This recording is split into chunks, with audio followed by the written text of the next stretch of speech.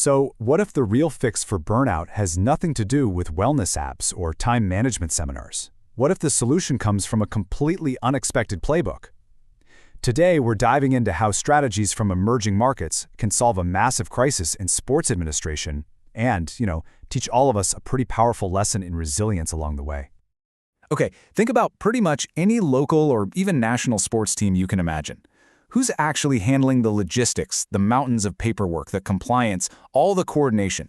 It's usually not a team of paid staff. More often than not, it's the volunteer administrators.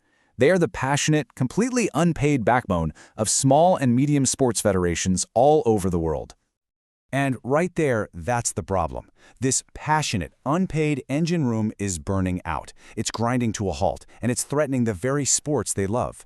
So the big question is, why are they breaking down? All right, first things first, let's take a closer look inside that unseen engine room and really understand the human side of this whole problem. It really boils down to a simple but super powerful idea from psychology called the job demands resources model. Just picture a scale. Burnout is what happens when the demands of a role, all the things piling up on one side, consistently outweigh the resources you have on the other side to deal with them. It's this constant imbalance that just wears people down. And this is where it gets so clear when you look at the volunteer experience. On one side of that scale, you have these huge demands, just crushing workloads, impossible deadlines, and trying to manage all sorts of tricky interpersonal conflicts. But then you look at the other side, the resources side, and it's almost empty. Little to no formal training, really fuzzy role descriptions, no support systems to fall back on, and almost no power to make your own decisions. That scale isn't just tipped, it's completely broken.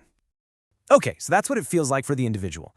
Now let's zoom out, because this is all happening inside a much bigger system that's also under a ton of strain. International sports federations are incredibly complex. They're in this constant tug of war, trying to balance global rules with what's actually needed on the ground. They're facing massive costs just for ethical compliance.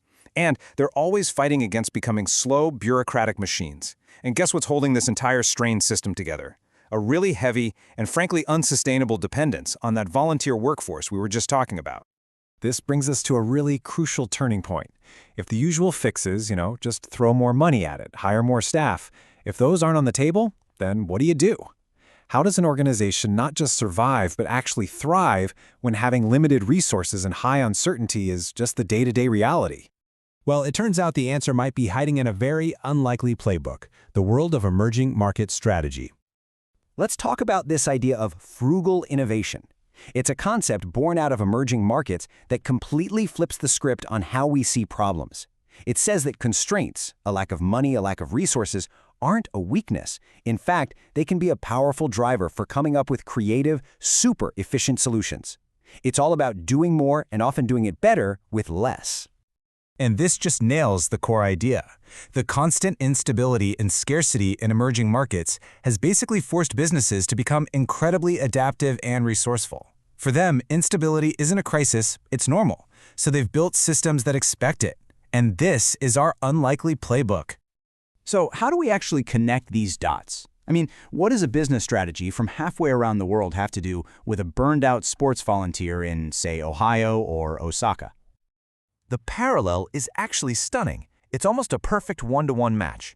In business strategy, when you don't have reliable legal or financial systems, they call that an institutional void.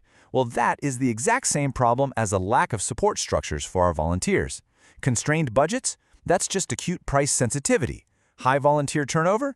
That's like navigating political and economic instability. It is literally the same problem, just wearing a different outfit. So what does a frugal solution actually look like in practice? It's not about big, flashy, expensive programs. It's about high-impact, low-cost changes. For instance, providing a clear job description. That costs nothing but a little bit of time, but it dramatically cuts down on stress and confusion. Rotating tasks keeps things fresh and builds a more skilled, flexible team. Publicly recognizing people for their work and helping them build strong peer networks, those are incredibly powerful resources that require an investment in culture, not in cash. These are frugal innovations, but for people. And all of this leads us to the final, and I think most crucial point. This isn't just about putting a Band-Aid on volunteer burnout. This is about building a fundamentally more resilient and adaptive organization from the ground up. It all comes together here in this Resilience Playbook. The main idea, Use your constraints to drive innovation. It's about learning how to blend those big, global standards with what actually works locally. And it really shows the power of synthesis, of taking an idea from one field, in this case business strategy, and using it to solve a completely different problem in human resources. And that's really the ultimate takeaway, isn't it? True resilience doesn't come from having the most money or the strictest rules. It comes from the ability to adapt, to innovate within your limits, and to find brilliant solutions in the most unexpected places. So, it leaves us with a question to chew on. The solution for sports governance came from emerging markets. So for the complex challenges that you're facing in your work, your community, what unlikely playbook is just sitting there waiting to be discovered?